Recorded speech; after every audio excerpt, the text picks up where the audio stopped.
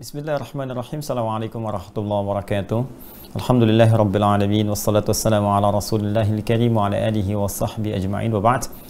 Fa ya ahbaballahi wa ahbaba rasulihi sallallahu alaihi wasallam, usi nafsi wa iyyakum bi taqwallahi faqad fazal muttaqun. Fala tamutunna illa wa antum muslimun. Faqala ta'ala: Ya ayyuhalladzina amanu taqullaha haqqa tuqatih wa la tamutunna illa wa antum muslimun. Saudara-saudariku, berjumpa kembali dalam kajian Al-Quran Sunnah Solution. Alhamdulillah, hari ini masuk kita di malam Jumat pekan kedua di bulan Syawal tahun 1442 Hijrah. Semoga saat ini kita dirahmati Allah Subhanahu wa taala, diberikan hidayah, taufik dari Allah. Untuk itu kita senantiasa membiasakan berdoa pada Allah Subhanahu wa taala. Semoga siapapun hamba Allah yang sampai dengan detik ini, malam ini belum dapat mengambil dengan kuat hidayah Allah Subhanahu wa taala untuk bersyahadat, semoga dikuatkan untuk bersyahadat sebelum wafat kembali pada Allah Subhanahu wa taala. Semoga para pelaku maksiat diberikan hidayah, kekuatan oleh Allah untuk bertobat, dan semoga kita dibimbing untuk istiqamah tetap dalam kebaikan sampai kita kembali kepada Allah dalam kemuliaan insyaallah. Hari ini kita akan lanjutkan kajian kita, dan ini kajian perdana di bulan Syawal.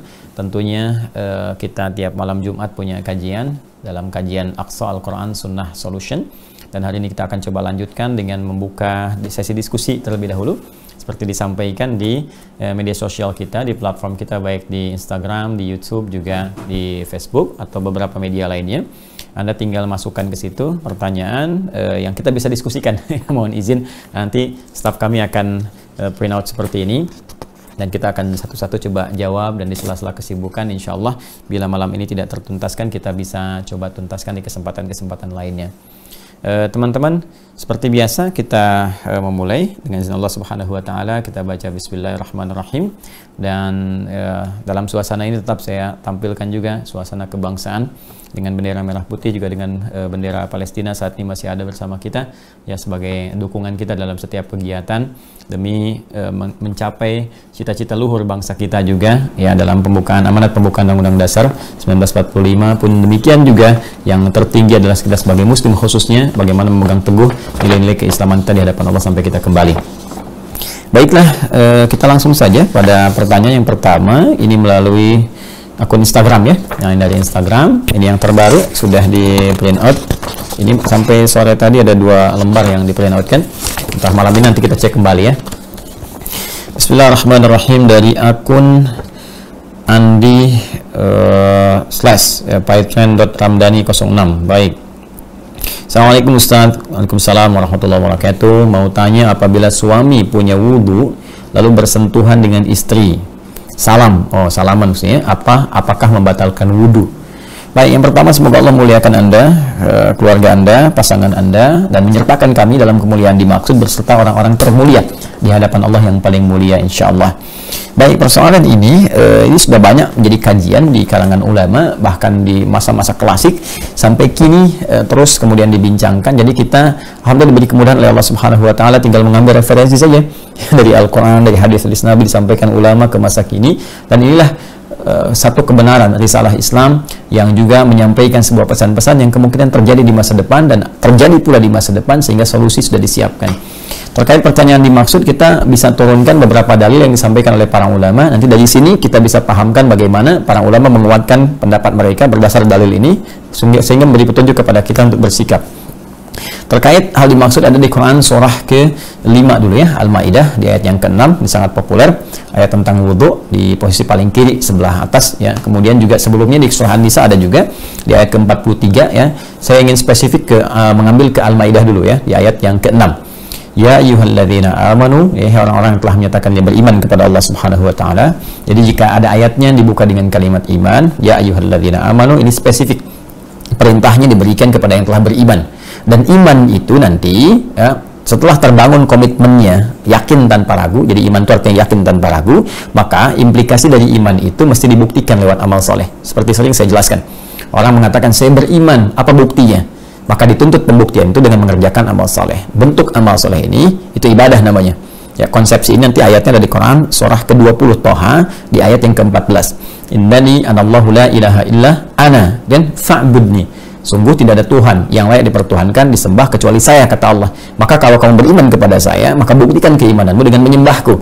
Ya, maka dari situlah kemudian kata iman seringkali diikuti dengan pembuktian ibadah ya yang berbentuk amal soleh itu. Maka ada sholat nanti, ada infak, ada puasa, dibuka dengan kalimat ya ayyuhalladzina amanu. Ya ayyuhalladzina amanu. Ada yang pakai al-mu'minun, ada yang pakai yu'minun. Ya, yu'minun misalnya ya ayyuhalladzina Quran surah kedua yang ayat ketiga, alladzina yu'minuna bil ghaib. Alladzina yu'minuna bil ghaib wa yuqimunas shalah wa mimma razaqnahum yunfiqun. Ada yang ya ayyuhalladzina amanu seperti puasa kemarin kita tunaikan. Ya ayyuhalladzina amanu kutiba alaikumusiyam. Ada yang pakai muflihun, mu'minun ya, mu'minun. Qad aflahal mu'minun. Quran surah ke-23 ayat 1. Qad aflahal mu'minun. Siapa mu'minun itu? Alladzina hum fi salatihim khashi'un, dan seterusnya ayat. Nah, tentang wudu ini pun sangat menarik. Dibuka dengan kalimat iman. Ya ayyuhalladzina amanu idza qumtum ilas shalah. Hei orang-orang yang telah menyatakan dirinya beriman kepada Allah, buktikan imanmu kepada Allah itu komitmenmu dengan menunaikan ibadah berikut. Kalau engkau ingin sempurnakan salatmu, faghsilu wujuhakum, maka mulai dengan berwudu yang sempurna. Ya, yang pokok itu, di antara yang pokok wudu, ingat waktu saya terangkan saat Ramadan ya, dan telah saya praktekkan, di antara yang pokok ada 4. Ya, faghsilu wujuhakum, wajah yang pertama dibasuh, wa aydiyakum ilal marafiq, tangan sampai dengan siku, wamsahu biru'usikum, kemudian usaplah bagian kepalamu ya dengan batas tertentu ya, ataupun langsung keseluruhan ke belakang dan kembali, wa arjulakum ilal ka'bain, sampai dengan kedua kakimu sampai kedua mata kaki. Ya, kemudian wa in kuntum junuban fattaharu. Nah, ini kalau Anda dalam keadaan junub ya, ada hubungan seksual suami istri, maka bersuci terlebih dahulu, mandi. Yang dimaksud di sini mandi. Ya, wa in kuntum junuban fattaharu. Kemudian wa in kuntum marda wa ala safarin, ya, atau kalau Anda berada dalam perjalanan ya, atau sakit ya. Kemudian juga atau, nah ini aula mastumun nisaa falam tajidu ma'a, aula mastumun nisaa, ada kalimat itu ya.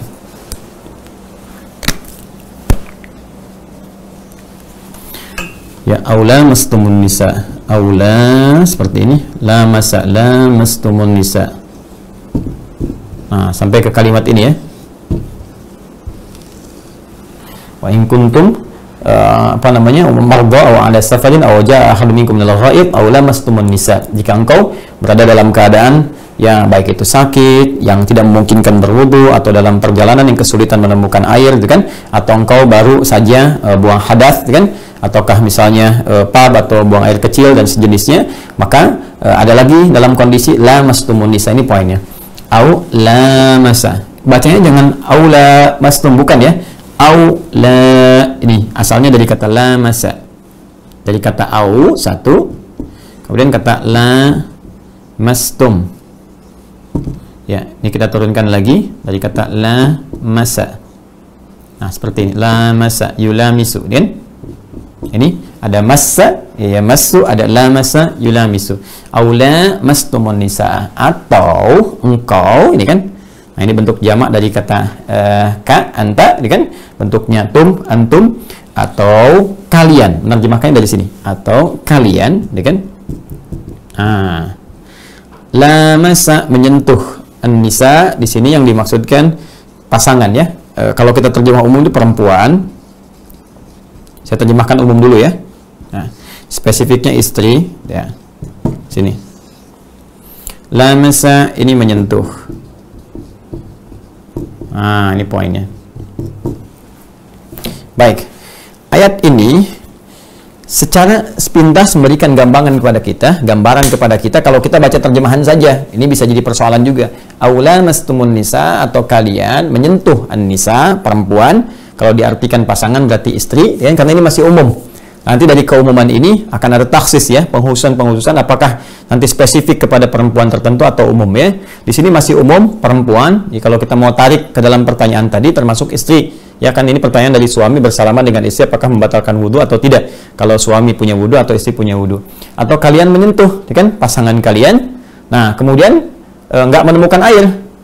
Ya, falam tajidu ma'a fatayammamu, maka kalau kalian nggak temukan air untuk berwudhu, maka bertayamumlah. Ya, kalau kalian nggak menemukan air untuk berwudu, isyarat ini menunjukkan ya adanya keharusan untuk berwudu kembali jika ada sentuhan dengan perempuan. Berwudu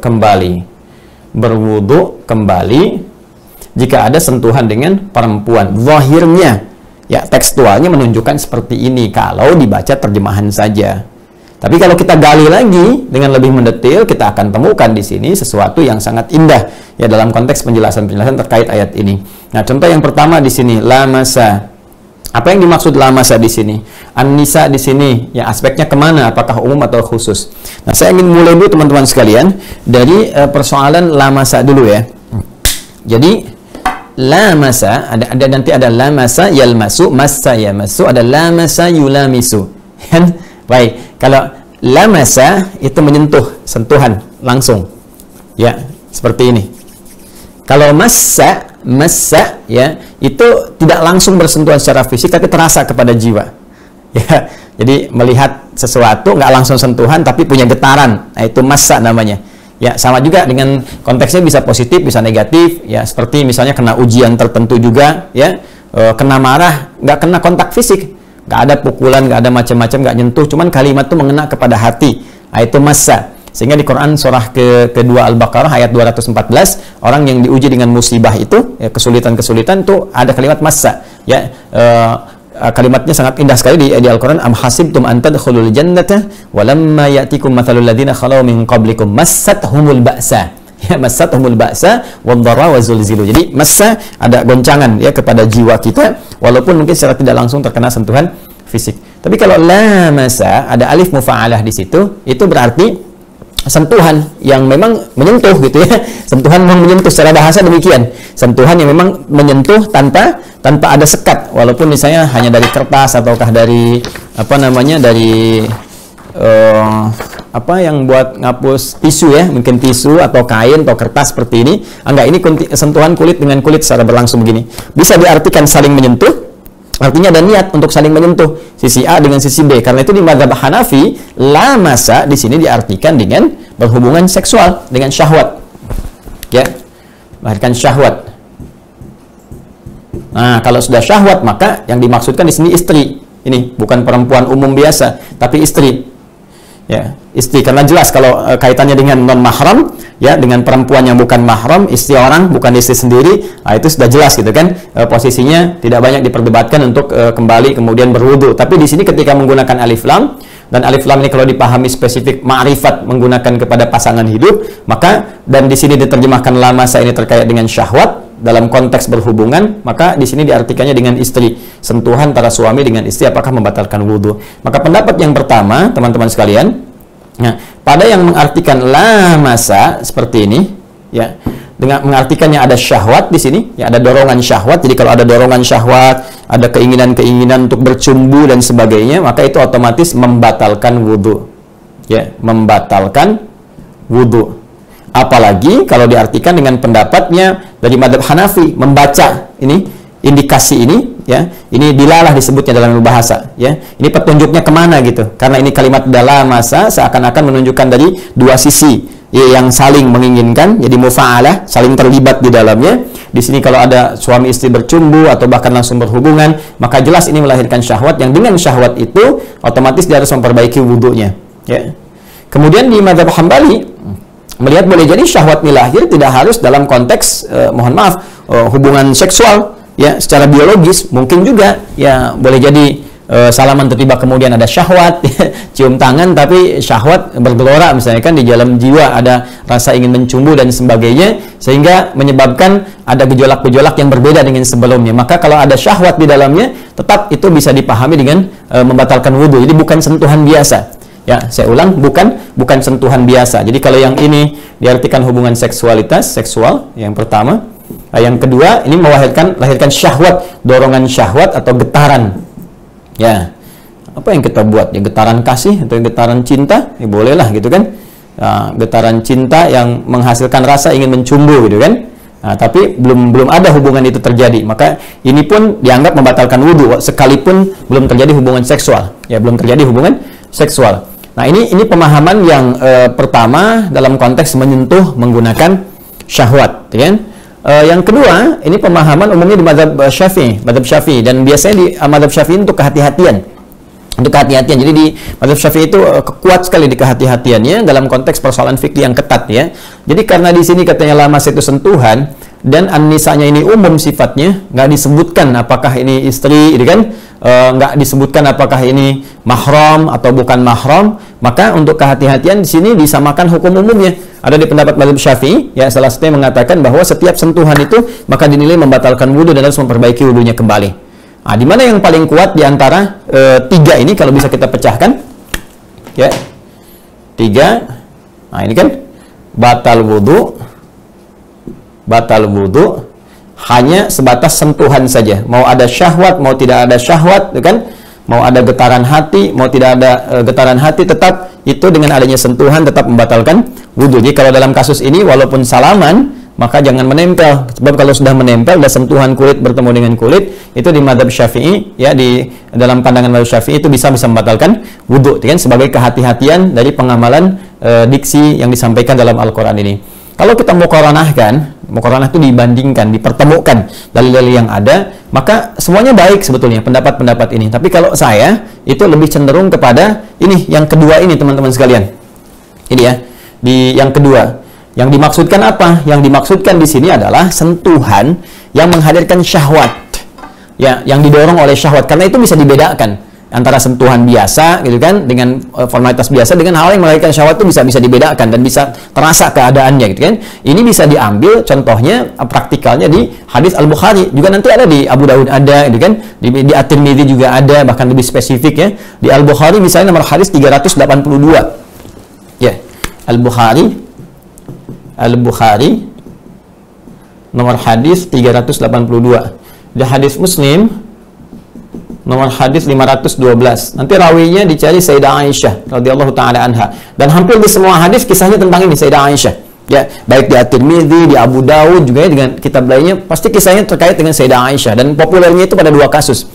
Yang pertama adalah kasus saat Nabi sallallahu alaihi wasallam itu sedang kemudian beribadah di malam hari. Ya, kemudian ada dalam kasus pertama sholat, kasus kedua beliau juga berdoa. Ya, sedangkan Nabi pribadi kan yang tidak batal wudu. Artinya keadaannya selalu berwudu, gitu kan, walaupun batal wudu dan keadaannya terjaga gitu, maksum dalam kondisi demikian. Apalagi sholat, nggak mungkin sholat tanpa wudu, kan. Sedangkan di kisah-kisah yang sangat viral itu di kitab-kitab hadis dan populer ke kita, bagaimana ketika Sayyidah Aisyah itu kemudian kan tertidur kan, dan pernah satu kali kehilangan Nabi, dalam arti nggak lihat Nabinya, kemudian meraba-raba terkena bagian kaki Nabi, sedangkan Nabi dalam keadaan sedang menunaikan sholat, kan. Nah, ada terkena, dan itu kan sentuhan sifatnya, ya, tersentuh gitu. Nah, ada lagi kasusnya yang bahkan dicium oleh Nabi SAW kendingnya, kan? Dan Nabi kemudian melanjutkan ya ibadahnya, artinya tidak memperbaiki wudunya kembali. Dan ini dipahami oleh para ulama, termasuk juga pemahaman terhadap ayat ini oleh Ibnu Abbas radhiyallahu taala anhuma, mufassir terbaik di zamannya para sahabat, termasuk juga sahabat Ali bin Abi Thalib karramallahu wajhah, ya, begawan pengetahuannya sangat luar biasa, dan menafsirkan konteks ini adalah konteks yang terkait dengan getaran syahwat. Jadi dari perilaku Nabi ini yang sangat zahir, yang sangat jelas menunjukkan kepada kita bahwa ini kan jelas sekali pahaminya. Terpegang, bagian tangan megang ke kaki, terus Nabi juga kadang mengecup kening Sayyidah Aisyah radhiyallahu taala anha, tapi tidak memperbaiki wudu kembali. Ini menunjukkan bahwa status ini tidak membatalkan wudu sepanjang tidak didorong dengan keinginan syahwat. Walaupun ini ada takwil, ada satu pemahaman dari Ibnu Hajar ya Al-Asqalani ketika beliau menjelaskan tentang hadis-hadis tadi, ini boleh jadi ada sekat, gitu kan, boleh jadi ada sekat yang tidak langsung mengenai, tapi ini terlalu jauh ya takwil pemahamannya, sebab zahir hadisnya seperti itu, gitu, zahirnya demikian, tidak menunjukkan ada sekat, dan perkara-perkara fikih yang sifatnya tegas pada hukum yang sangat penting, ya, hukum penting itu gini, membatalkan sesuatu yang penting, makanya dijelaskan. Ya, keluar gas, keluar angin itu membatalkan. Terjadi begini itu batal. Kalau nggak begini nggak batal, kan? Jadi kalaupun terjadi seperti pada saat itu ada sentuhan, kemudian itu ada kain menghalangi atau apapun, itu pasti akan dijelaskan. Tapi ketika zahirnya langsung bertemu antara tangan dengan kaki, tersentuh kakinya, mengecup, dan saya kira nggak ada orang mengecup pakai batasan, kan? Mau ngecup kening istri biar nggak batal wudhu pakai kertas, nggak ada kerjaan saya kira. Ya, jadi saya pikir di sini kita kompromikan. Tapi tetap dalam kondisi cara memahami mazhab Syafi'i, jangan juga kita pahami, oh ini lemah, ini tidak. Cara memahaminya di mazhab Syafi'i itu kehati-hatian sifatnya. Jadi hati-hati aja deh, kan, daripada kita batal, ya udah, gitu kan, dalam posisi berwudu ini, kecuali kalau ada hal-hal tertentu yang akan dikerjakan dalam konteks kehidupan rumah tangga.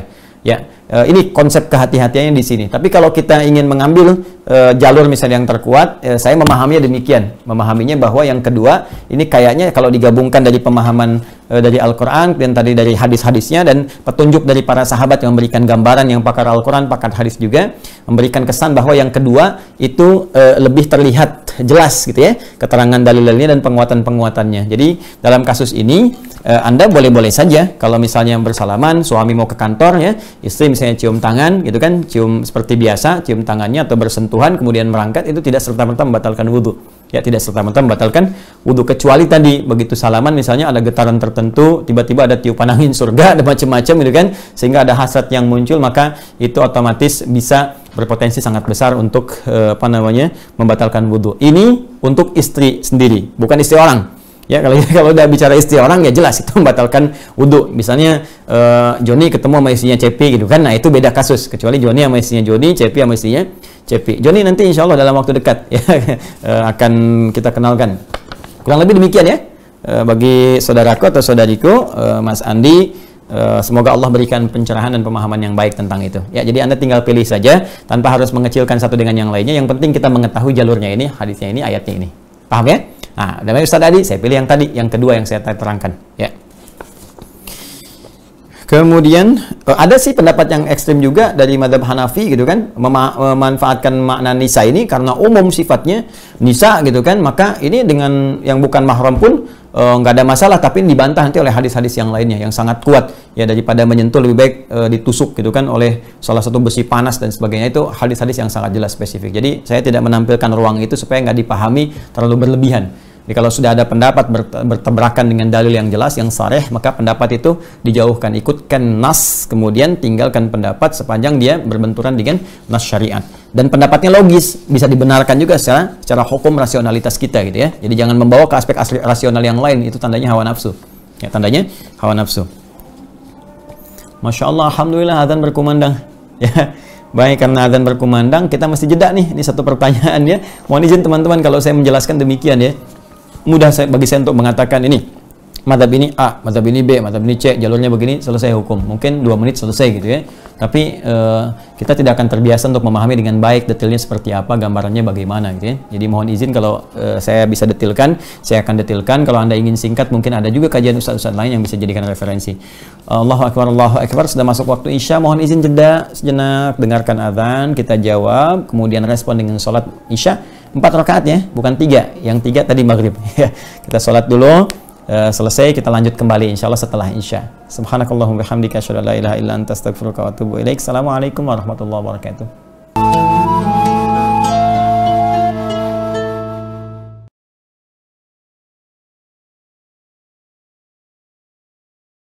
Allahu Akbar, Allahu Akbar. Allahu Akbar, Allahu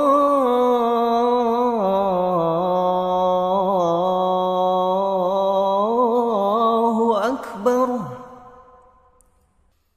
Ashhadu an la ilaha illallah.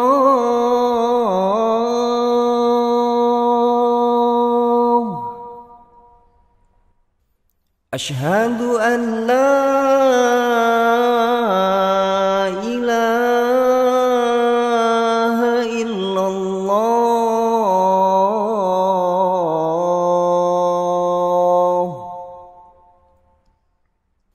Ashhadu anna Muhammadar Rasulullah.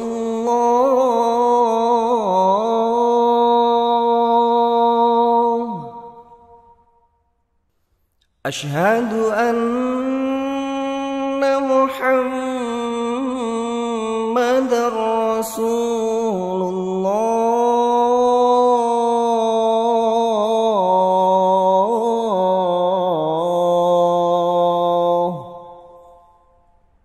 Hayya 'ala shalah.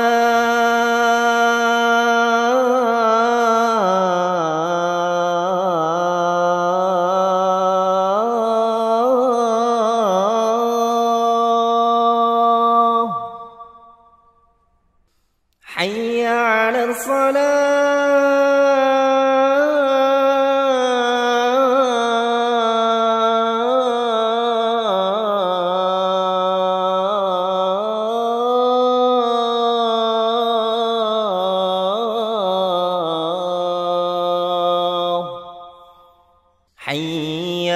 على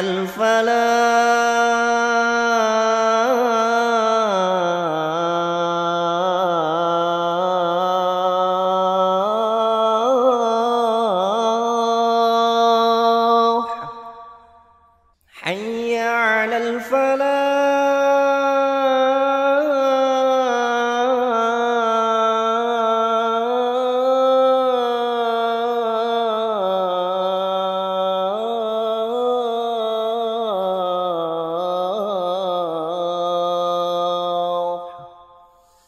الله أكبر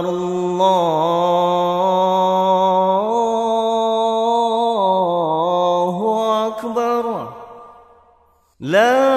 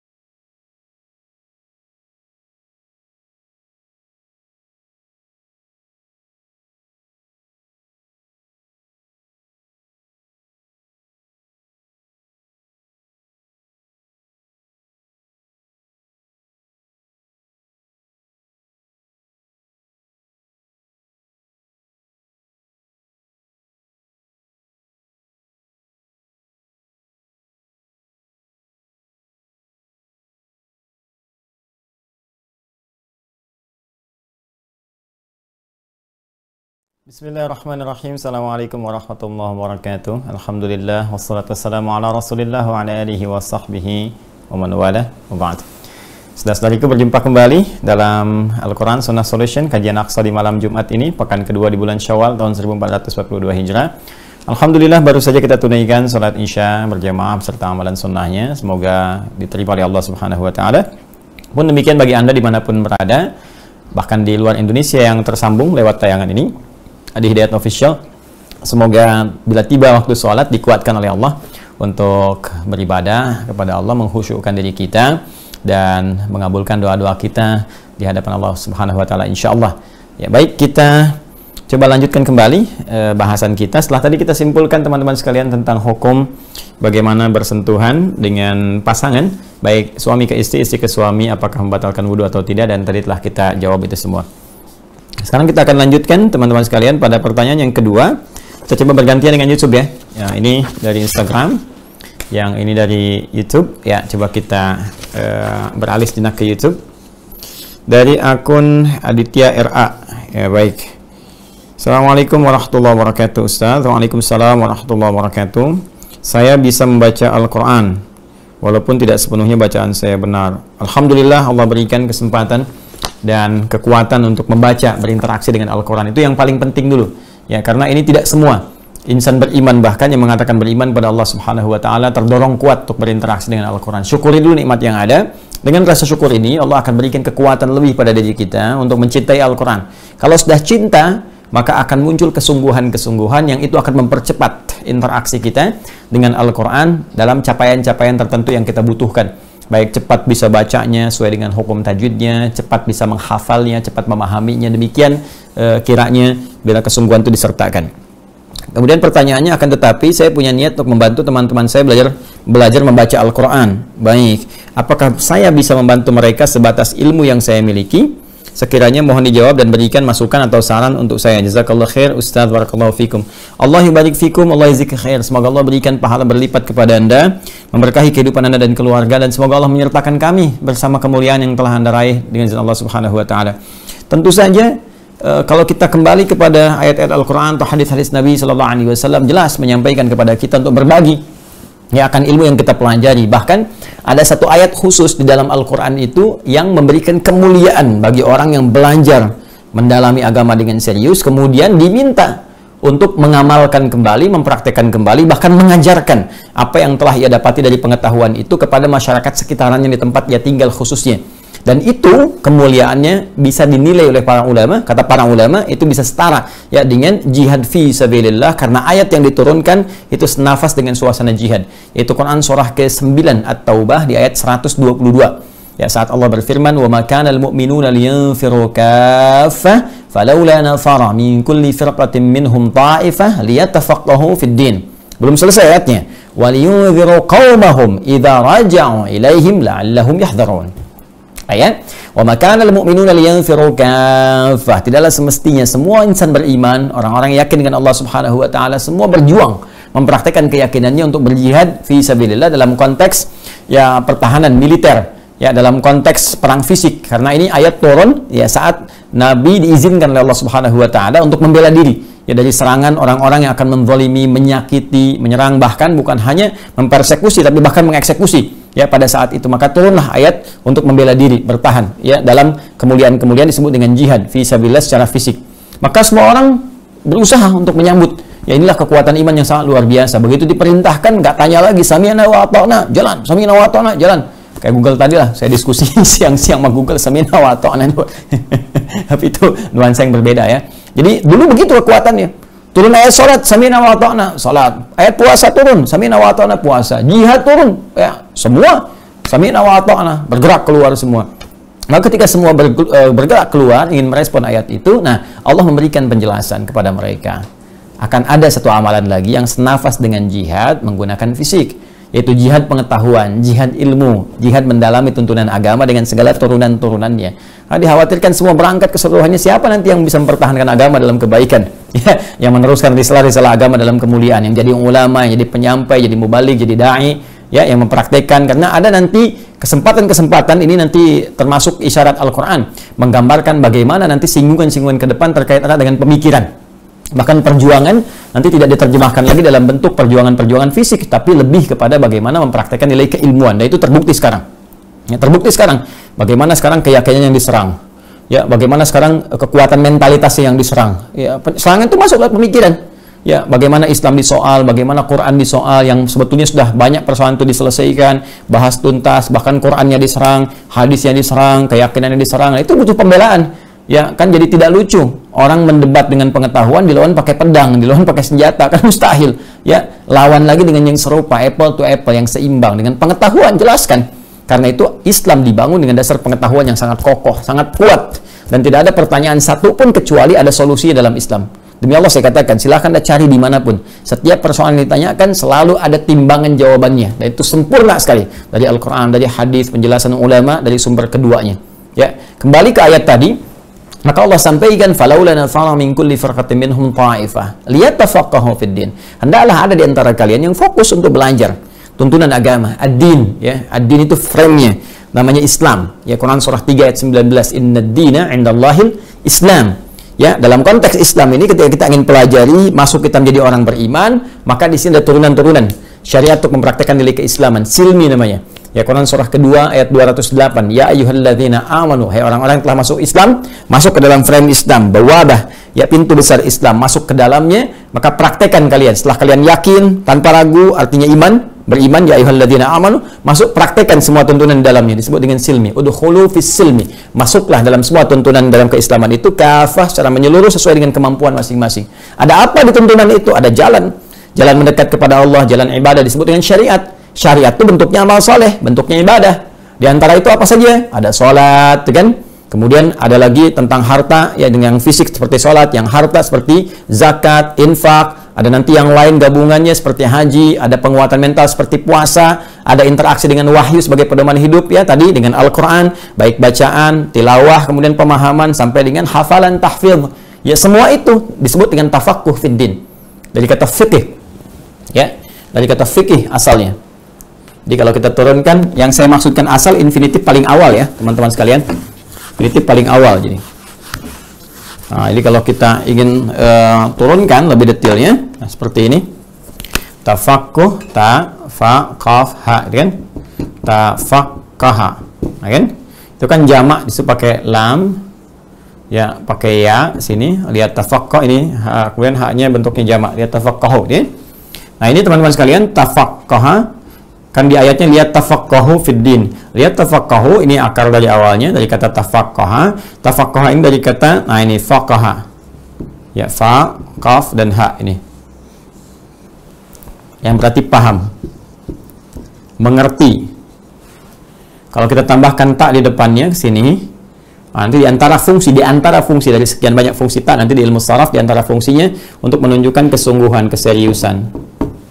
Ya. Makanya saya akan ingin memberikan pesan kepada kita, kalau belajar, khususnya belajar di pelajaran-pelajaran terkait dengan agama, ya, belajar tentang cara sholat, belajar tentang bagaimana berzakat, berapa yang harus dizakati, kepada siapa zakat dikeluarkan, belajar tentang umrah, haji, ritualnya bagaimana, pesannya apa, maknanya apa, termasuk interaksi dengan Al-Quran, dan seterusnya, itu harus sampai dengan paham, mengerti, dan serius jalaninya, ya kan?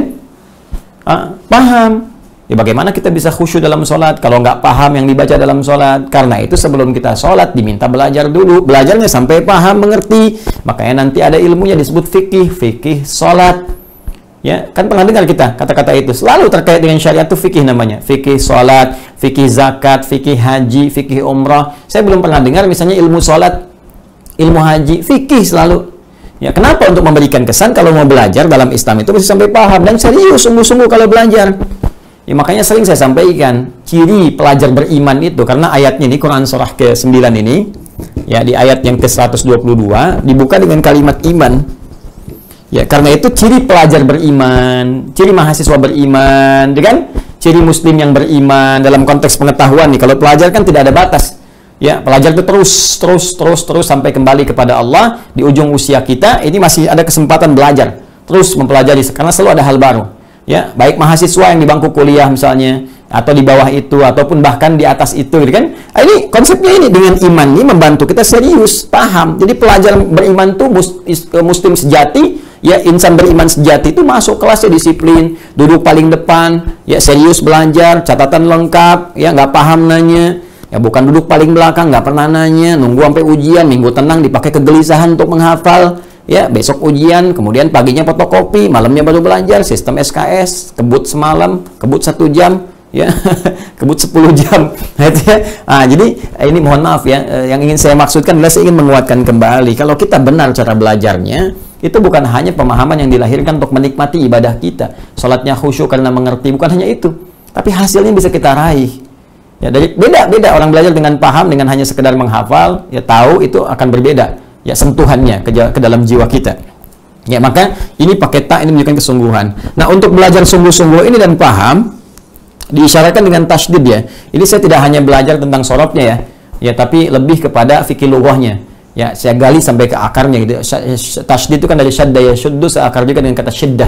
Sesuatu yang tidak mudah, kadang berliku. Karena itu butuh semangat double, berlipat. Ya, makanya huruf ini asalnya double itu ditasydid. Seperti ini ya.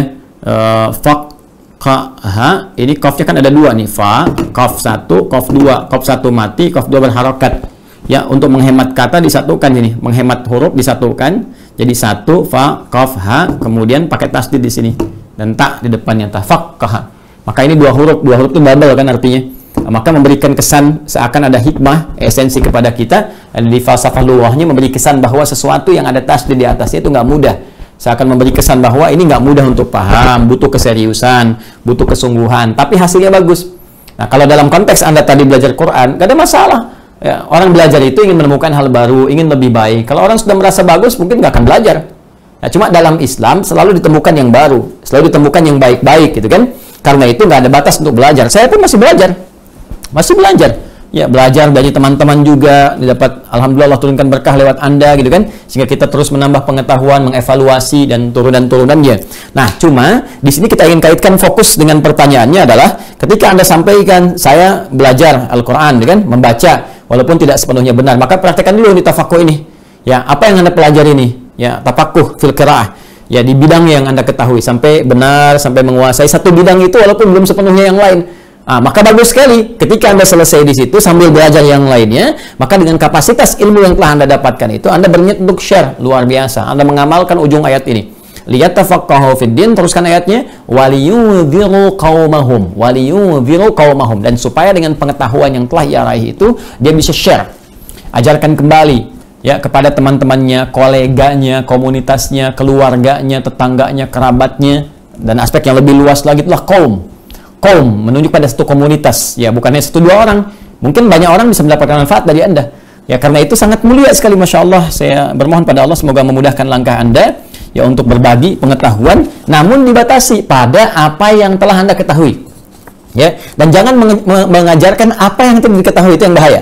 Ya, karena manusia itu hanya terbatas mengetahui dan menyampaikan apa yang diketahui. Jadi ketika dia tidak tahu menyampaikan sesuatu, itu yang bahaya. Ya, itu yang paling berbahaya. Bahkan mengikuti sesuatu pun tanpa ilmu itu dilarang. Di Quran surah 17 ayat 36, ya, wala taqfu ma laysa laka bihi ilmun innas sam'a wal basara wal fuada kullu ulaika kana anhu mas'ula. Jangan ikuti ya satu keadaan, baik sosok, keterangan, anjuran, bahkan perintah yang kamu nggak punya dasar pengetahuannya. Jadi ngikutin orang yang nggak punya pengetahuan aja nggak diperkenankan, apalagi ngajarin orang dengan tanpa dasar pengetahuan, itu nggak boleh. Ya, tapi pada apa yang telah kita dapati kita bisa share. Ya, termasuk yang riwayat sampai kepada kita, balighu anni walau ayah gitu kan, sampaikan walaupun satu ayat. Ini memberikan kesan walaupun ada yang masih meneliti validitas riwayatnya, tapi maknanya sahih. Makna yang dimaksudkan adalah apa yang kita dapatkan itu yang kita share, sepanjang yang kita dapatkan benar ukuran keilmuannya. Jadi ini sangat baik, saya kira teruskan dan tidak berhenti untuk meningkatkan level keilmuan kita. Sambil Anda share, yang lainnya belajar lagi. Kalau ada orang bertanya kepada Anda dan di luar batas pemahaman Anda, jangan dipaksakan menjawab. Ya, Nabi sudah mengajarkan kepada para sahabat untuk tidak mudah menjawab sesuatu dan gampang mengatakan, untuk gampang saja mengatakan wallahu wa rasuluhu a'lam. Ya, tidak mudah menjawab sesuatu, tapi ringankan lisan kita untuk mengatakan wallahu wa rasuluhu a'lam. Karena kalimat wallahu wa rasuluhu a'lam itu sudah setengah pengetahuan. Ya, setengah ilmu. Kenapa? Karena kita mengerti bahwa kita nggak tahu, dan dengan nggak tahu itu kita ngerti, kembalikan kepada yang lebih tahu, ya, kepada jalur Allah dan Rasulnya. Siapa itu ulama? Ya, wa innal ulama warathatul anbiya. Jadi kiranya demikian, teruskan ya saudaraku, semoga Allah memuliakan Anda untuk berbagi dan tingkatkan level pengetahuan. Kalau ada yang bertanya di luar pengetahuan Anda, referensikan kepada orang yang lebih tahu untuk memberikan pemahaman yang lebih baik. Allah taala alam bissawab. Ya. Dan mohon izin tadi kalimat akhirnya di ayatnya waliyunzira qaumahum idza raja'a ilaihim la'allahum yahdharun. Ya, supaya mereka mendapatkan pencerahan yang serupa, ilmu yang sama dengan Anda dan bisa diteruskan kemudian hari sehingga menjadikan pahala yang mengalir untuk Anda. Masya Allah. Ya, walaupun saya atau Anda kemudian meninggal dunia dan telah menyampaikan risalah keilmuan tadi sesuai dengan batas pengetahuan kita, itu diapresiasi oleh Al-Quran, akan diteruskan oleh orang selanjutnya, dan itu di hadis Nabi, nanti di hadis Muslim bahkan ada 9 lafaz akan menjadi pahala jariyah, sedekah jariyah untuk kita yang telah mengajarkan. Idza matal abdu atau idza matal insan, jika manusia hamba yang telah beraktivitas meninggal dunia, in qata sa'iru amali, terputus semua amalnya illa min thalathatin, kecuali 3 hal yang walaupun dia nggak bisa melakukannya lagi, pahala terus mengalir. Ya, apa itu sedekah jariyah? Ya, kebaikan yang terus mengalir, yaitu seperti yang sering saya sampaikan. Nah, ini mohon izin ya, sekarang kalau saya nyampaikan kadang begini suka dipotong-potong nih, saya ingatkan juga ya. Ya, ada beberapa yang motong video saya, baik kepentingan donasi, komersialisasi dan sebagainya. Di sebagian ada yang sudah saya somasi itu. Ya, karena sudah keterlaluan, menimbulkan keresahan di masyarakat ya. Jadi ada yang tanya konfirmasi yang jualan kostul Hindi itu ya. Beberapa itu hati-hati teman-teman tuh. Saya nggak pernah jualan. Ya, sekali lagi ya, saya nggak pernah jualan tuh. Ada juga yang kemarin bicara macam-macam dia. Jadi saya tidak pernah jualan kostul Hindi tuh, orang motong-motong video tuh ya. Dan sebagian sudah kita somasi karena dapat laporan-laporan dari masyarakat yang tidak menyenangkan dan beresiko. Itu beresiko. Yang kami sampaikan justru sesuatu yang kami bagi sendiri ya, digratiskan, dibagi, dan itu tidak terkait dengan apa yang dikomersialisasikan. Masuk yang motong-motong ya, yang kepentingan yang ada donasi mushaf, ada apa, saya pernah buka kajian saya tuh, tiba-tiba di situ ada potongan video saya saat dengan musyawarah dipotong gitu kan. Nah, untuk donasi mushaf tertentu dari apa tuh ada pesantrennya itu ya. Dan kita buka nggak jelas juga gitu. Jadi mohon izin ya teman-teman, kalau dari Anda ingin tahu yang dari saya, langsung ke official ya di YouTube ataupun di IG. Kalau dari YouTube, dari IG itu jelas terhubung kepada kita ya. Ya, waliyunzira qaumahum idza raja'a ilaihim la'allahum yahdharun, supaya mereka mendapatkan pengetahuan yang sama. Maka kalau kita dapatkan itu, kita dapat pahala mengalir. Tadi di hadis 9 lafaz, 1 sedekah jariyah ya. Kita misalnya berikan karpet ke masjid, dipakai sujud, orang yang meninggal tapi orang banyak sujud, pahala tetap mengalir, ya kan? Nah, kemudian kedua, ilmu yuntafa'u bihi, ilmu yang bermanfaat. Nah ini ya, ilmu yang bermanfaat Anda ajarkan, mengalir kemudian pengetahuan. Masya Allah. Makanya yang paling kecil tuh orang tua mengajarkan Al-Fatihah kepada anaknya, jangan dari orang lain, dari orang tua, karena terus dipakai sholat. Begitu Anda ajarkan Al-Fatihah sampai dia hafal, sampai dia bisa semampu Anda, dan dia bisa mengerjakan itu ketika dia sholat, pelajaran dari Anda sepanjang hidupnya dia sholat, mengalir kepada Anda pahalanya. Dia punya anak, ajaran lagi oleh dia, mengalir kepada Anda kakek neneknya, demikian seterusnya ya. Dan yang ketiga, waladin salihin yad'u lahu, anak saleh yang berdoa untuk kedua orang tuanya. Doanya bisa doa langsung begini diijabah, bisa lewat perbuatan atau amalan dia juga yang diniatkan untuk kedua orang tuanya, seperti bersedekah untuk orang tua misalnya kan, itu boleh. Ada babnya, bahkan di kitab zakat ya, Al-Imam At-Tirmidzi itu bagian terakhirnya ada tentang bagaimana seseorang bersedekah, bertanya pada Rasulullah, ibunya meninggal, boleh nggak saya bersedekah untuk dia? Kata Nabi, ya boleh, silahkan lakukan kan. Nah, ini diantaranya. Baik, itu pertanyaan kedua. Sekarang kita masuk yang ketiga. Masya Allah, tarik nafas ya, pelan-pelan. Izin ya, sedikit dilambatkan supaya semangatnya kita sesuaikan. Jadi kadang-kadang kalau sudah menjelaskan saking semangat, pengen cepet nyampein gitu kan. Ada sesuatu yang terpendam di dalam jiwa itu yang kadang-kadang pengen keluar, nggak terasa, kadang-kadang terlalu cepat untuk disampaikan ya, karena runtut melihat waktu. Karena saya ini tipikal yang senang menyampaikan detail gitu ya. Kadang-kadang Anda baru tahu di ujung, oh kesini maksudnya. Nah, tapi runtutnya insya Allah kalau Anda turunkan ada. Jadi kalau Anda mengharapkan langsung saja dengan saya, biasanya nggak langsung ketemu tuh ya, nggak langsung ketemu. Bersabar insya Allah ya. Nah, setiap orang nanti punya kelebihan masing-masing untuk menyempurnakan itu. Bismillah. Dari akun bibliofil ya /586 di Instagram. Assalamualaikum Ustadz. Waalaikumsalam warahmatullahi wabarakatuh. Apakah cara membaca setiap gerakan sholat harus dibaca sampai terdengar ke telinga? Sebentar. Apakah cara membaca setiap gerakan sholat? Ini antara saya yang tidak paham atau pahamnya yang salah gitu ya. Antara salah paham atau pemahamannya salah. Sebentar, sekali lagi saya baca. Apakah cara membaca setiap gerakan? Seingat saya gerakan itu dilakukan, bukan dibaca. Nah, ini maksudnya mungkin bacaan ya, cara membaca bacaan yang mengiringi gerakan. Boleh saya tafsirkannya seperti itu. Nanti kalau tafsirnya tidak tepat, tolong dikasih keterangan ya akun ini ya, akun yang bertanya ini. Tahulah siapa yang tanya ya, jadi saya nggak sebutkan kembali sehingga nggak ditulis-tulis sama teman-teman yang komentar atau yang ada di kolom chat dan seterusnya. Ya mungkin yang dimaksudkan apakah membaca bacaan yang mengiringi setiap gerakan sholat, jadi harus dibaca sampai terdengar ke telinga atau tidak gitu ya. Tidak ada syarat. Yang ada adalah menyesuaikan dengan sifat sholatnya. Ya, dengan sifat sholatnya. Misalnya sholatnya jahar, ya bacaannya jahar. Ya untuk bacaan-bacaan tertentu. Nanti ada yang sama. Kalau sir, dia sifatnya sir, tapi nanti ada bacaan yang serupa. Ya, yang sama antara jahar dengan sir. Apa yang beda, apa yang sama? Kita beri contoh misalnya. Ada bacaan-bacaan pokok yang di sholat jahar mesti dijaharkan. Jahar itu keras ya, dibaca keras, terdengar. Kalau namanya jahar bukan hanya terdengar oleh kita, tapi juga terdengar oleh orang di sekitaran kita yang terdekat dengan kita. Ya, contoh misalnya bacaan dalam sholat jahar saat mengimami jadi imam, makmum di belakang. Ya, jahar yang sifatnya keras, misalnya sholat subuh, maghrib, dan isya. Atau kalau kita mau runtut, maghrib, isya, subuh. Ya kan? Nah, kalau maghrib, isya, subuh, maka dikeraskan bacaannya. Imam mengucapkan misalnya Al-Fatihah, gitu kan? Bismillahirrahmanirrahim. Dijaharkan Alhamdulillahirabbilalamin. Ya kan? Baik, jadi terdengar sampai ke belakang. Jadi bukan hanya kita yang dengar, tapi juga orang lain sekitaran kita dengar. Ya, sebaliknya kalau kita dalam konteks sholat sir, sifatnya seperti zuhur dengan asar, maka sir, silent itu cukup kita yang dengar. Ya, cukup kita yang dengar. Jadi dibahasakan di dalam lisan, kalaupun terdengar, suaranya cukup kita yang dengar, bukan orang lain. Jadi kalau kita bacakan sampai terdengar ke belakang, itu bukan sir, jahar namanya. Ya, makanya kita bacakan misalnya Al-Fatihahnya sir. Bismillahirrahmanirrahim.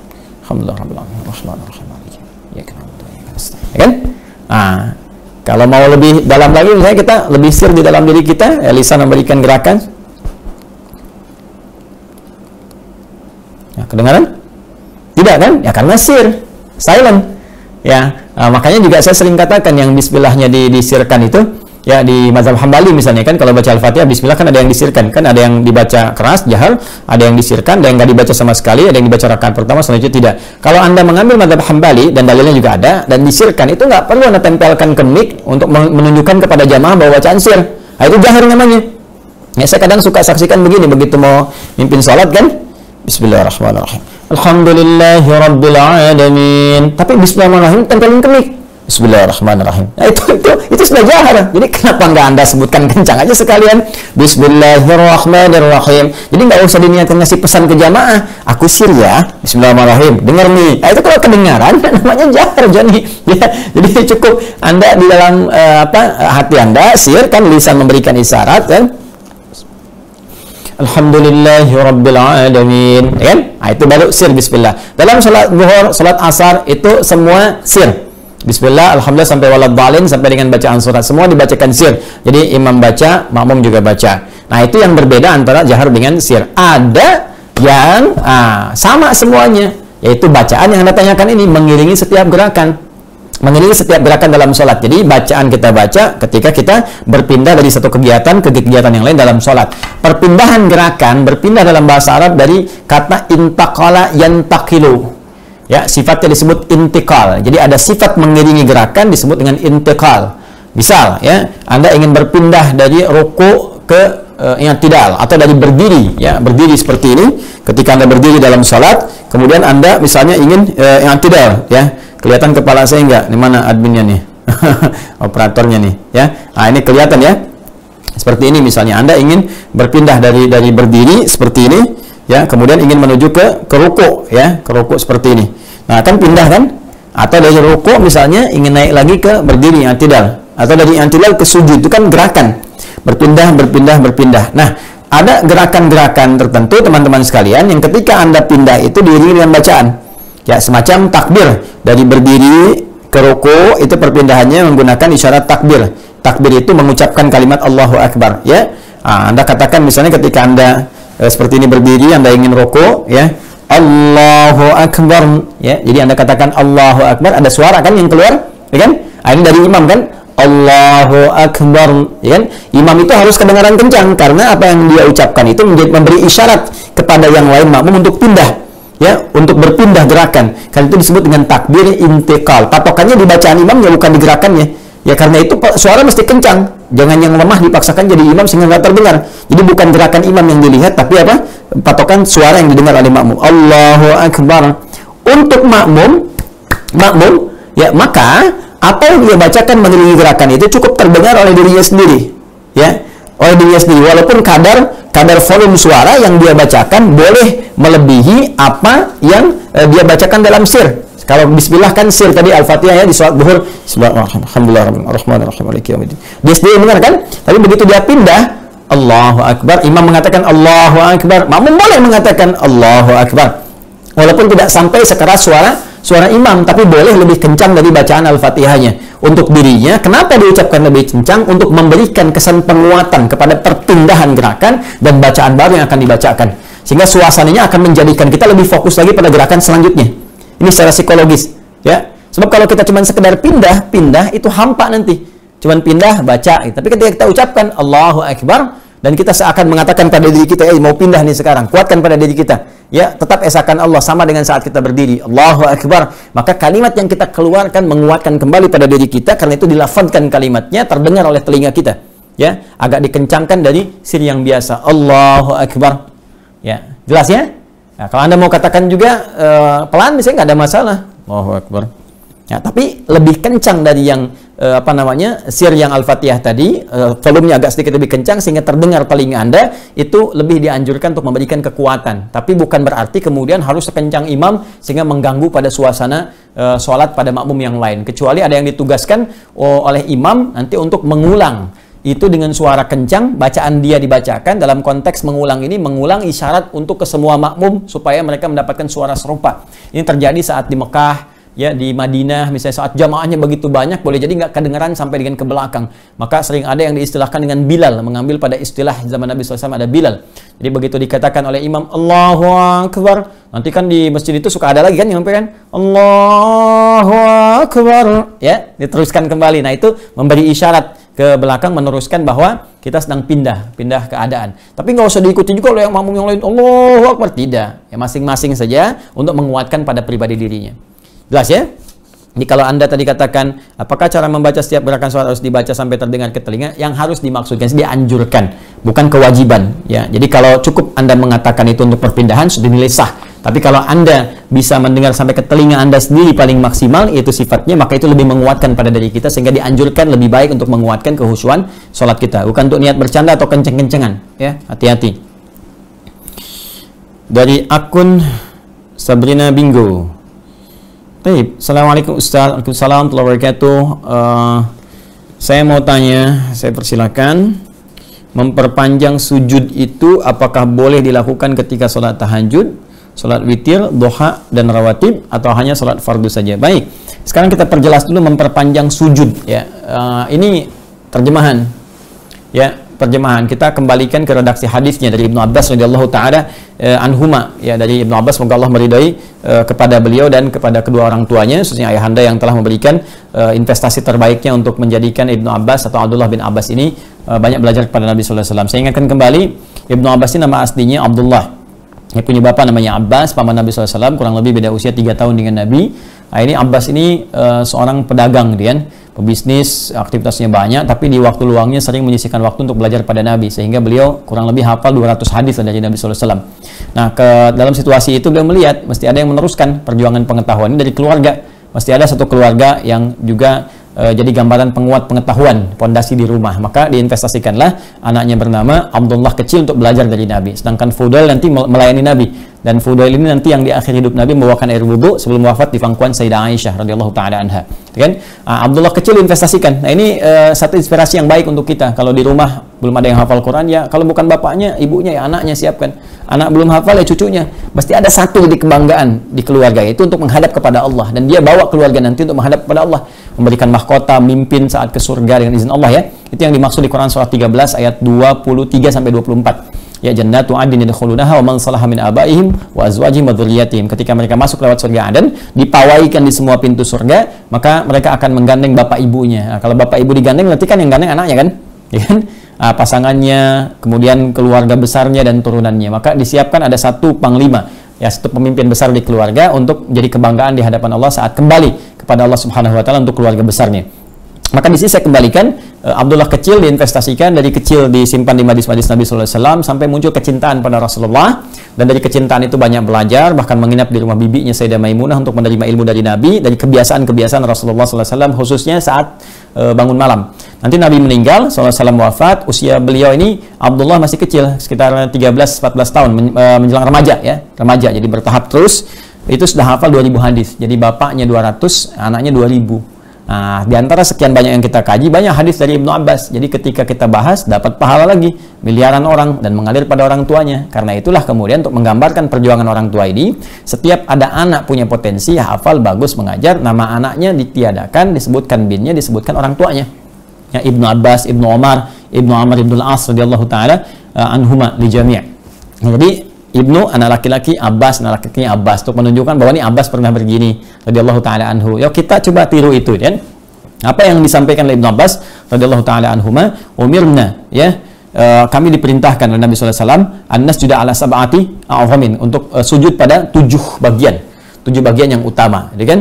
Kemudian 1 jabhah, gitu kan? Kening ini, kemudian kafain 2 telapak tangan, 1 dengan 2 3. Kemudian rukbata ini 2 lutut ya, 3 dengan 2 5. Kemudian juga al-asabi', jemari di 2 kaki. Ya, jemari di 2 kaki itu seperti ini ya lipatannya. Jadi 5 tambah 2 7, 1. Kemudian tambah 2 3, tambah 2 di 2 lutut 5, tambah jemari 2 kaki. Maksudnya di 2 kaki itu ya, 2 kaki itu 7 keseluruhannya. Nanti ada juga menunjuk kepada hidung saat mengatakan kening itu dalam posisi sujud, menunjuk kepada hidung. Maksudnya apa? Ya, hidung ini jadi nanti satu ukuran bagaimana kening itu bisa sempurna bersujud. Ya, kalau tempatnya bersih ini bisa menempel ke bagian lantai yang bersih, atau di karpet. Kalau tempatnya nggak terlalu bersih juga ini bisa agak ditarik hidung tapi diseimbangkan. Nanti dalam bab sholat ya teman-teman sekalian itu kita tampilkan. Nah, saat sujudnya sudah berlangsung ya, maka kata Nabi ya, baguskan sujudmu itu, bahkan ada redaksi untuk ditekan. Ya, tekan sampai kita merasakan kenikmatan sujud. Nah, saat itulah kemudian datang hadis yang berikutnya. Perhatikan kalimatnya. Innama aqrabal 'abdi min rabbih wa huwa sajidun fa aktsirud du'a. Ya, sungguh keadaan terdekat antara seorang hamba dengan Rabbnya, dengan Allah Subhanahu wa taala saat dia sujud. Fa aktsirud du'a, maka panjangkanlah doa dalam sujudmu itu. Jadi memanjangkan sujud maksudnya bukan memanjangkan posisi sujud kita yang tangannya tadinya begini jadi panjang ke sini, bukan itu maksudnya. Ya, maaf izin yang saya pahami ya. Jadi bukan dalam praktikal tangan jadi maju begini. Karena itu yang tadinya harusnya begini saja seperti kita bertakbir, di sini posisinya dan diseimbangkan, tiba kemudian ada yang maju begini gitu ya. Nah, itu saya kurang sependapat dengan itu. Dari referensi yang kita dapatkan di hadis, redaksinya bukan manjangkan praktikal sujud ke depan, tapi lebih yang dimaksudkan panjangkan doanya. Karena keadaan saat sujud itu puncak kedekatan kita dengan Allah, puncak pengabdian. Jadi puncak pengabdian seorang hamba itu ketika dia bisa menjatuhkan bagian terhormatnya di kepalanya, ya itu di tempat titik yang paling rendah, yaitu saat sujud. Itu saat apa? Saat sujud. Nah, ini yang paling penting ya. Nah, ini makanya kan kita nggak boleh pukul di kepala ini, karena ini puncak kehormatan. Ya, puncak kehormatan ini kalau sudah dipukul bagian kepala, ini kehormatan itu turun gitu kan. Makanya menampar atau apapun itu dihindari gitu ya, ke bagian kepala, kan ini kehormatan. Dan ini ketika kita menundukkan kehormatan itu sampai yang paling rendah ke titik paling bawah, itu puncak penghambaan kepada Allah Subhanahu wa taala. Dan ketika seorang menghamba dengan sangat kepada Allah, disitulah Allah menunjukkan kuasanya untuk menyayanginya, memberikan rahmat, bahkan mengabulkan doa-doanya. Karena itu kata Nabi, ini puncak kedekatan yang paling tinggi antara hamba dengan Rabbnya, dengan Allah Subhanahu wa taala, dan juga bisa menjadikan puncak kemarahan ketika dia abai. Makanya kan iblis itu ketika diminta sujud hormat kepada Adam karena perintah Allahnya, bukan karena Adamnya. Ya, bukan karena Adam, karena perintah Allahnya untuk hormat, bukan menyembah ya. Jadi ada sujud, ada 2. Sujud penyembahan mutlak hanya pada Allah, sujud hormat dalam konteks penghormatan. Ya, ini pun karena perintah Allah. Kalau nggak diperintahkan nggak boleh. Ya, karena dikhawatirkan ada kesan untuk menyembah. Ya, karena perintah. Makanya ketika iblis itu tidak hormat kepada Adam karena perintah Allah, redaksi Quran jelas. Di Quran surat 7 itu kan, Al-A'raf ayat ke-12. Ya, qala ma mana'aka alla tasjuda idz amartuk. Ya, kata Allah, "Hai iblis, ya kamu kenapa nggak sujud ketika aku perintahkan?" Ketika aku perintahkan. Jadi bukan sujud yang penting, perintahku. Kamu nggak sujud ketika aku nggak perintahkan, itu bukan urusan. Aku nggak butuh dengan sujudmu. Yang aku ingin tahu adalah kepatuhan kamu pada perintahku. Nah, makanya kita juga demikian. Allah nggak butuh dengan sholat kita, rukuk sujud. Kita yang butuh. Ya, pertama untuk membuktikan penghambaan kita kepada Allah, karena kita mengatakan kita beriman. Buktinya apa? Minta sujud-sujud. Begitu Anda sujud dan patuh pada saat itu benar sujudnya, maka kata Nabi, ini posisi terbaik untuk meminta, untuk bermohon. Maka panjangkanlah doa pada saat itu. Nah, ini redaksinya dari semua sholat, nggak dibatasi apakah sholat fardu ataukah sholat sunnah. Kalau nggak ada batas, nggak ada takhsis, maka hukum am dalam usul fikih berlaku. Ya, al-am itu umum hukumnya, jadi mencakup sholat fardu, mencakup sholat sunnah keseluruhannya. Walaupun nanti dalam sholat fardu itu dibatas dengan kondisi imam. Imam pun dibatas dengan kondisi keadaan. Ya nggak boleh sementara orang misalnya jadi makmum tapi sujudnya melebihi batas imam. Wah, imam sholat subuh 2 rakaat, rakaat pertama imam udah naik, dia masih begini aja.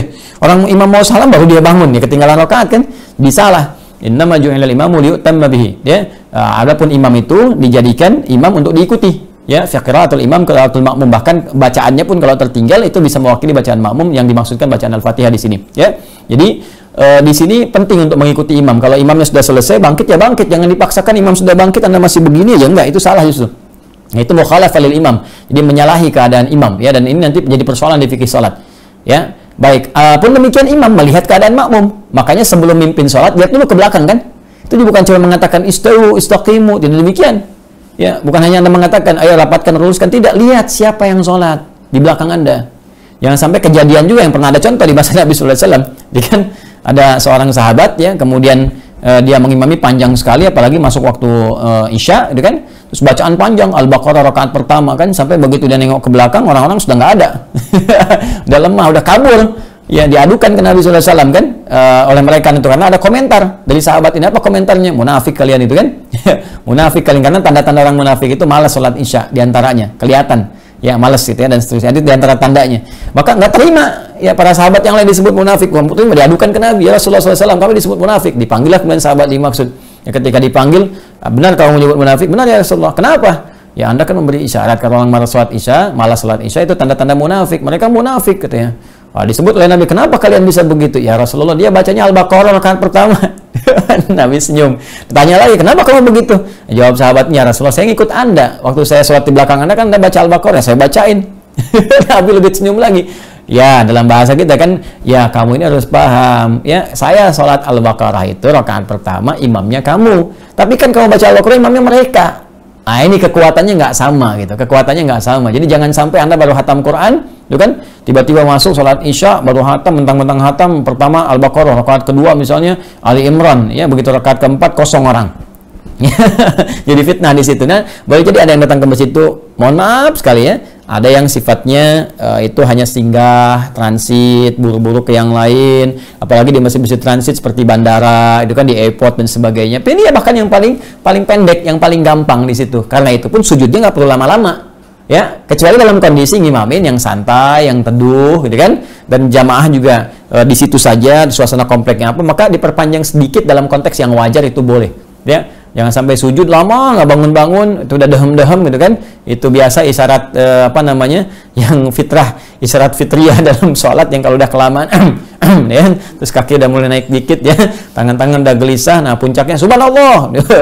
Ya, puncaknya nggak bertahan, keluar panjangan yang kadang itu nggak boleh terjadi ya. Nah, itu silahkan nanti dalam konteks sholat fardu. Sholat sunnah lebih bebas. Makanya ada riwayat menyebutkan bagaimana Rasulullah itu, kata Sayyidah Aisyah, la tas'al husnihinna wa tulihinna, jangan ditanya bagaimana bagus dan panjangnya dalam salat malam, khususnya dalam salat sunnah gitu kan, hukumnya sunnah. Jadi pernah beliau baca rakaat pertama Al-Baqarah gitu kan, kemudian ketika rukunya sama dengan berdiri, ketika sujud juga lebih lama lagi gitu. Ini menunjukkan bagaimana khusyuknya beliau dalam salat. Maka dalam salat malam sendirian atau salat sunnah, karena itu sifatnya sendiri untuk kita dan kita tahu kondisi keadaan kita, maka dilamakan gak ada masalah sesuai dengan kebutuhan kita. Nah, bagaimana teknis berdoanya?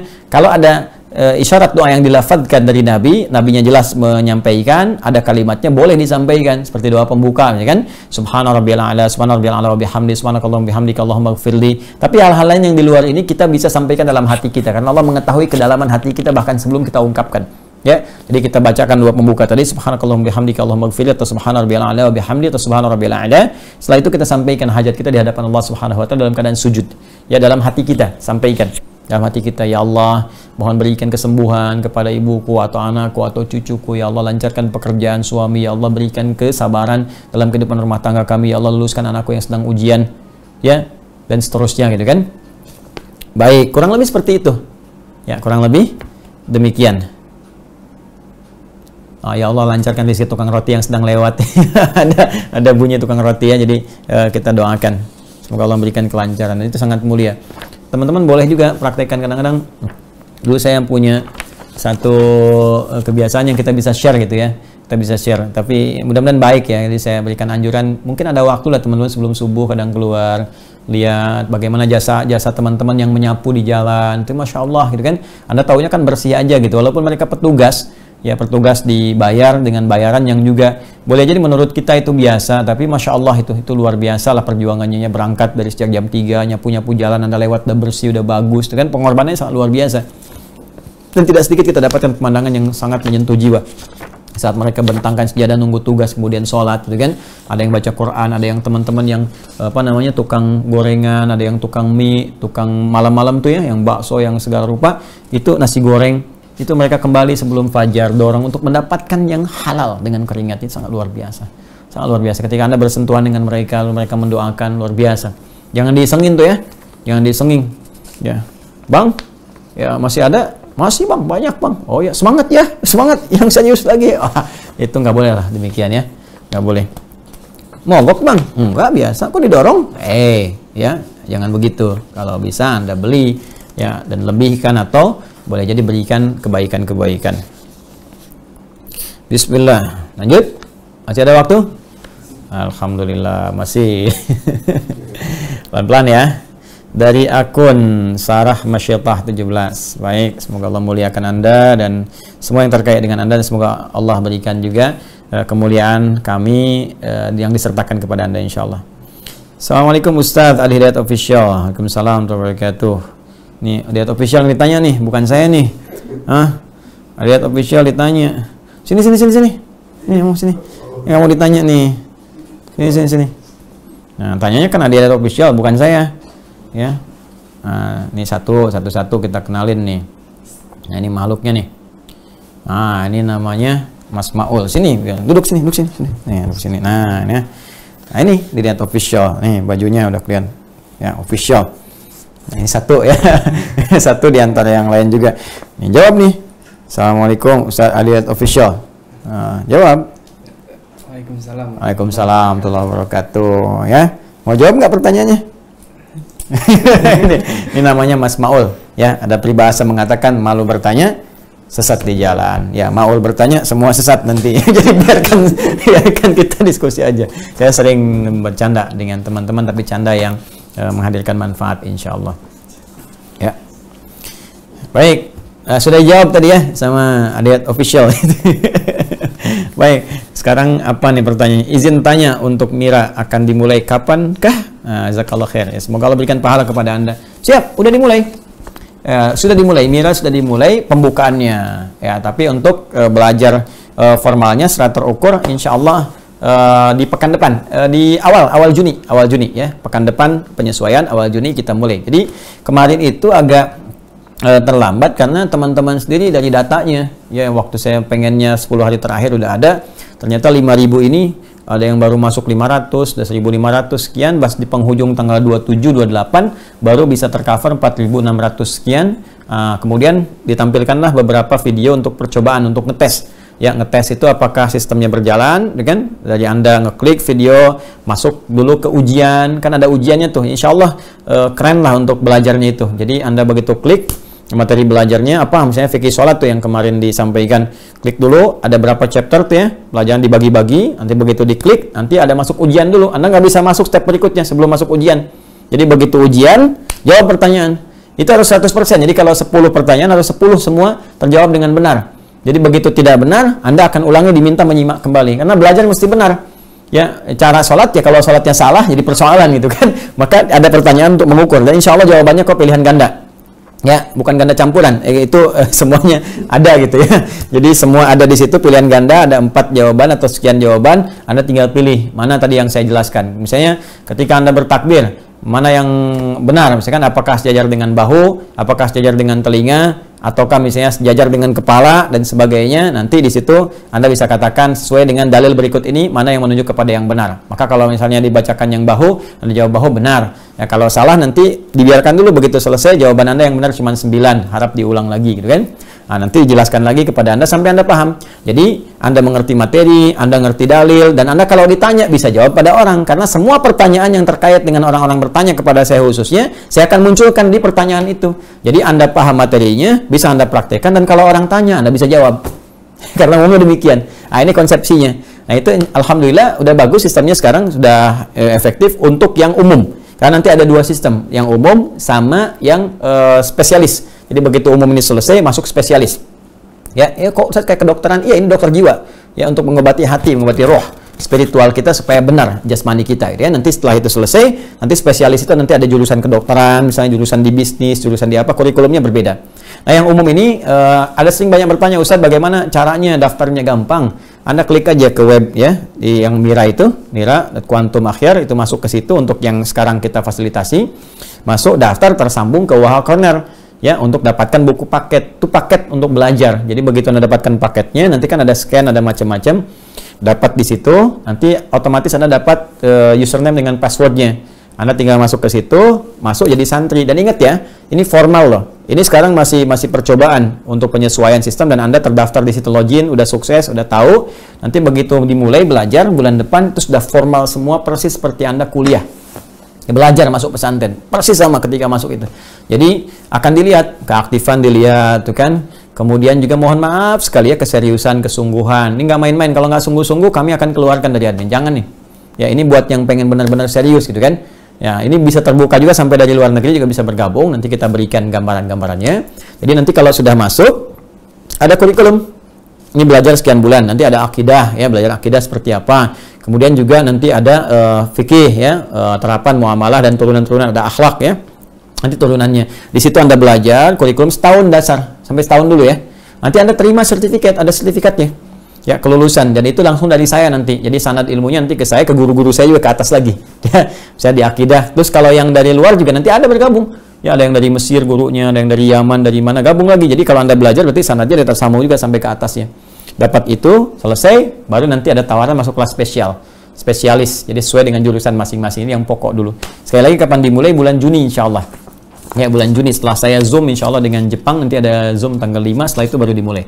Ya, alhamdulillah semangat keislaman sangat kuat sekali. Di Jepang sana anak mudanya ya untuk belajar Islam, mau mendirikan pusat keislaman juga, dan nanti mereka mau mendekat ke Quran. Saya termasuk pemateri di ada international seminar dengan Mufti Meng juga nanti ada ya di tanggal 5 itu. Ada 5 pemateri dunia, ada dari Maroko, dari Indonesia saya mewakili, dari Jepang, dari Maroko, kemudian ada Mufti Meng juga gabung, terus ada berapa yang lain lagi, dari Kanada juga ada kalau nggak salah, dari Kanada juga ada. Nanti bergabung. Kurang lebih seperti itu ya teman-teman sekalian untuk Mira. Baik, saya kira seperti itu ya sementara ya. Ya, saya kira demikian dulu ya untuk sementara. Cukup banyak yang telah kita bahas. Nanti yang lainnya sambil berjalan ya, sambil beraktivitas, berjalan pelan-pelan, dan mudah-mudahan semua diberkahi oleh Allah Subhanahu wa taala. Jadi kalau terlalu banyak juga nanti mencernanya terlalu jauh gitu ya. Jadi kita petakan satu-satu supaya mudah untuk dipahami. Nanti juga admin mengklasifikasikan lagi.